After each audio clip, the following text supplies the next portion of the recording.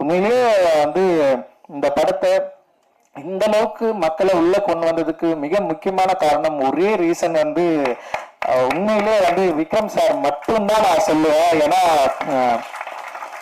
எனக்கு தெரியல ஏன் இவ்வளவு நம்பினாரு, அதுதான் என்னுடைய பயமே. இவ்வளவு ஏன் நம்பணும், இவ்வளவு ஏன் உழைக்கணும், ஏன் இத்தனை படங்கள் கடந்திருக்கு. 62 58 வயசு, சாரி,